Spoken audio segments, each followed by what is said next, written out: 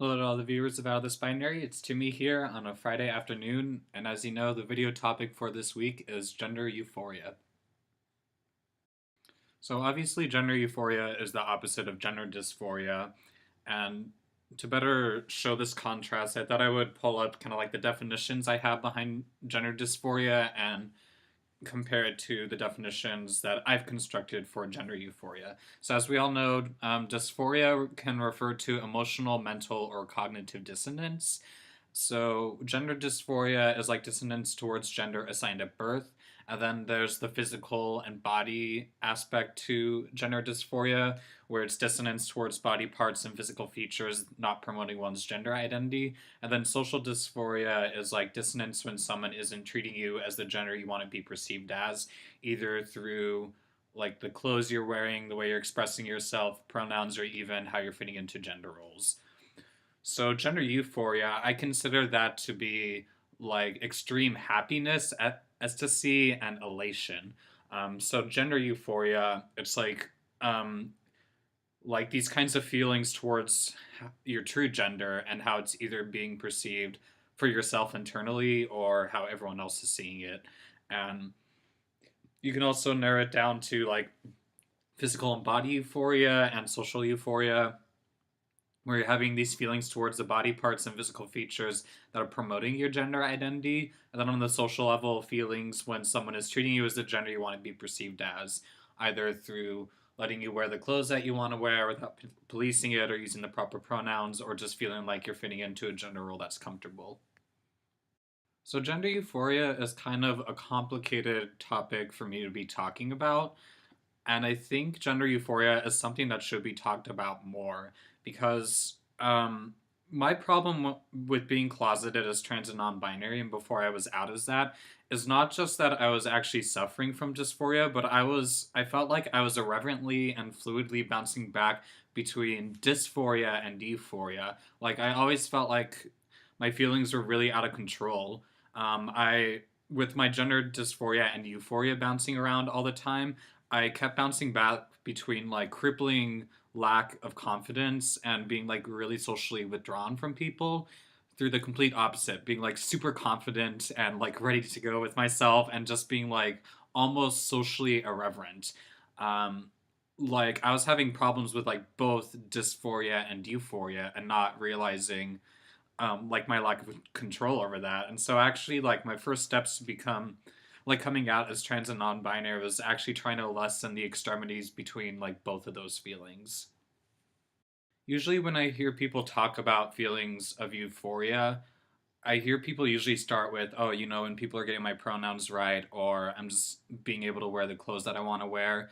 And I mean, that's true, definitely. But my first feelings of euphoria actually came when I saw there were possible versions of masculinity that could exist outside of the masculine gender role that I had enforced upon me. Um, so I felt like euphoria a lot more at a social level at first.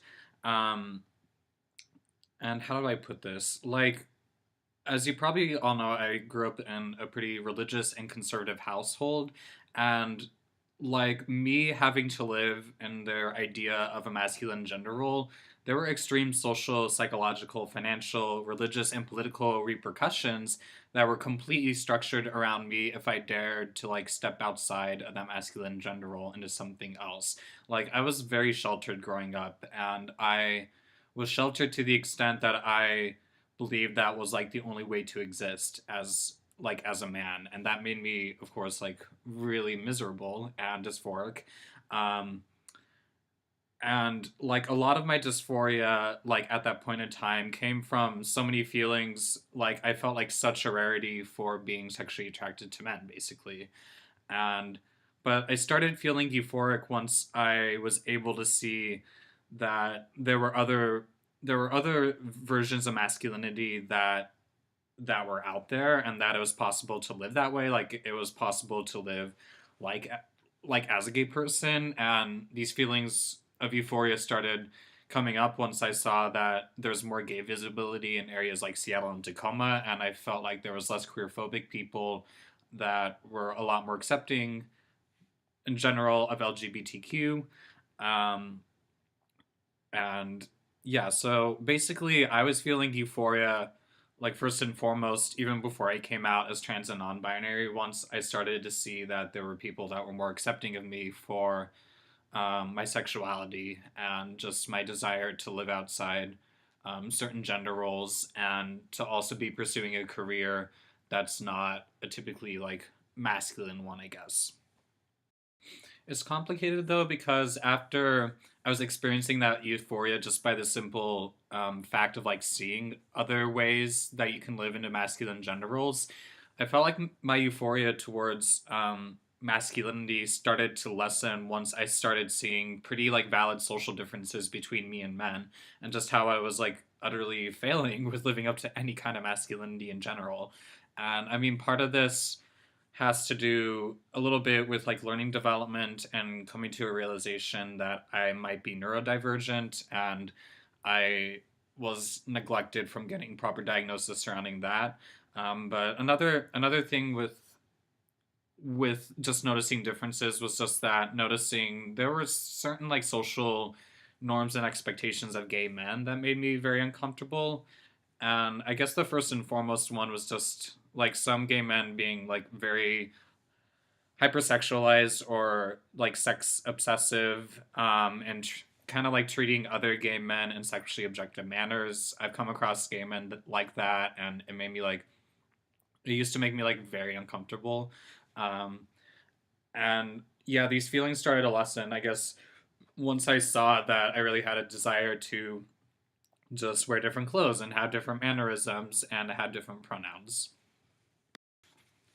I was struggling with thinking about how I wanted to end this video, so I'll just say that I felt like, to cap it off, the movement towards me changing my clothes and gender expressions and different pronouns was actually moved to lessen both the dysphoric feelings and the euphoric feelings towards my gender. And I mean, I guess I still can experience dysphoria and euphoria around pronouns and clothes. It's just like I feel like I try to lessen those feelings and not get too fatigued about thinking about gender. Like nowadays, I feel like I have a stable wardrobe of things that I want to wear. I remember first when I was coming out, I was really binge buying a lot of different clothes because I was having that happiness and elation of finally like not repressing my desires towards like wearing more feminine and androgynous clothing. But now I don't know. I don't feel like I even really think about it anymore when I just put on my clothes. I just feel like I'm dressing as myself, you know? And I still experience a lot of fatigue and both dysphoria and euphoria around the pronoun thing. Both when, dysphoria obviously when they get it wrong, and then euphoria when they get it right. I mean, I still like really, really hate it when people call me man casually. That's just horrible. People do it all the time.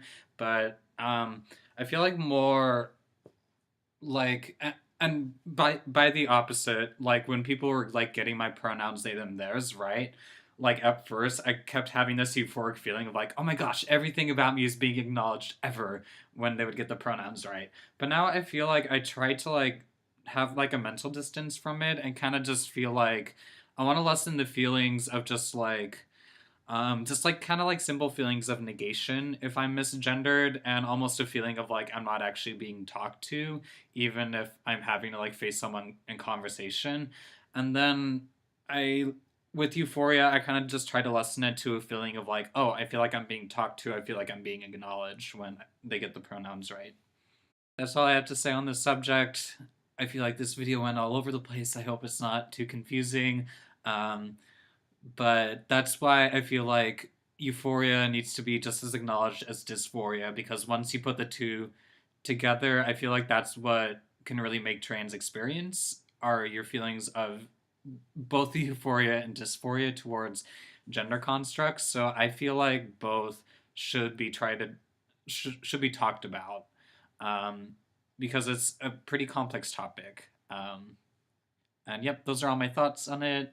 Hope you liked the video. Hope wherever you are, you're having a lovely day. Goodbye.